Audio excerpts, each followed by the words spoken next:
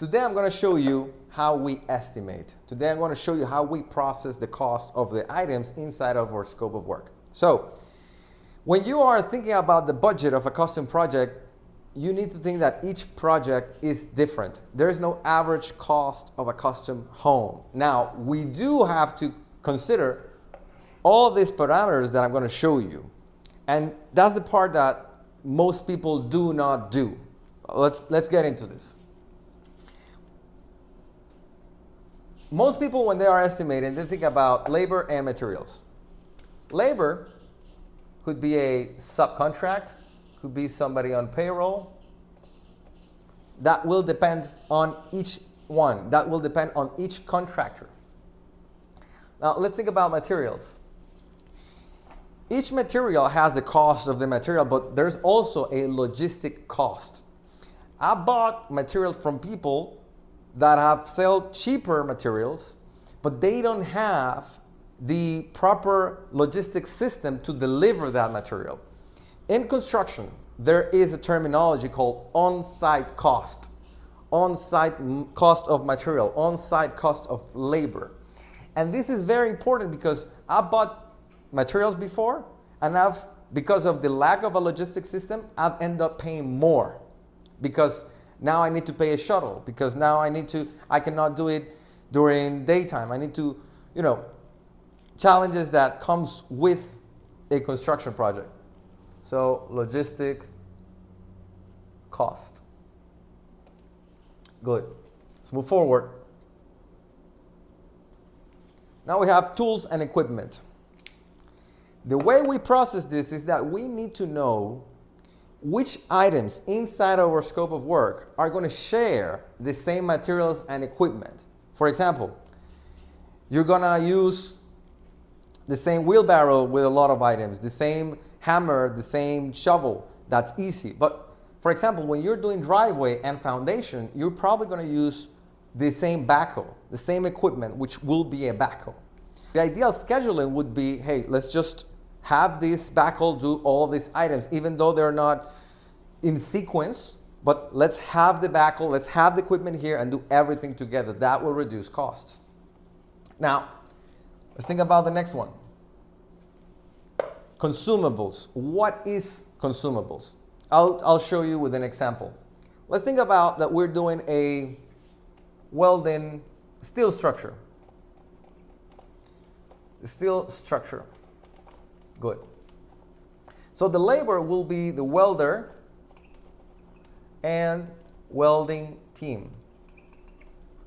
The materials would be the I-beams. Then we have tools and equipment. So we have welding machine, we have the generator, and now with consumables we have anti-corrosion paint, we have welding rods, we have gasoline, welding rods, anti-corrosion paint. And you need to factor all those in. This is a very specific example, but this works with all items. And now we have waste. Waste is a percentage. This will depend on how good the contractor is programming his material, organizing his team. This will depend on the supervision that he has on site, the inspectors, or the overall team and the overall crew. Now, let's think about this. Let's say each of these have a cost of 5. So labor costs 5, materials cost 5, tools and equipment cost 5, consumable cost 5, and waste costs 5. Let's say whatever item, this is 25. Now we need to multiply this by a risk factor. The risk factor is basically the magic word unforeseen.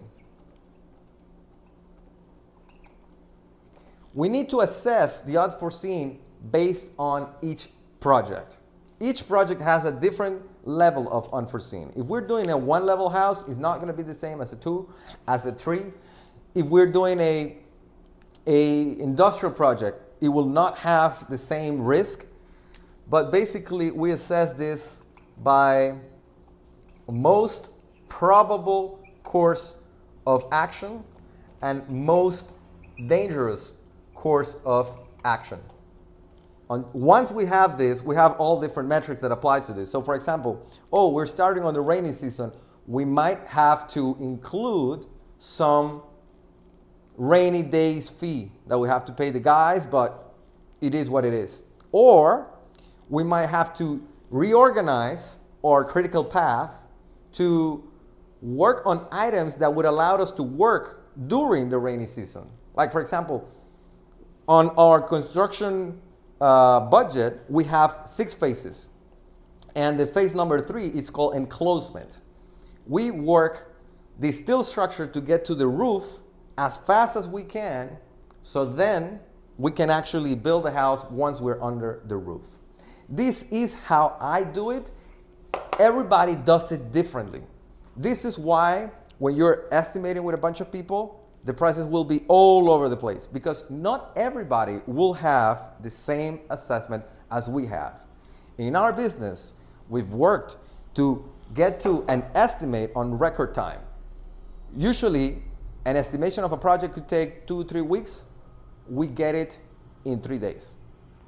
3 days. Once we have the building plans, once we have everything, all the information, it takes us 3 days. And we consider all this that you've seen here. If you like this video, give me a thumbs up and let me know what information you'd like to see in the next video. See you the next time. Bye-bye.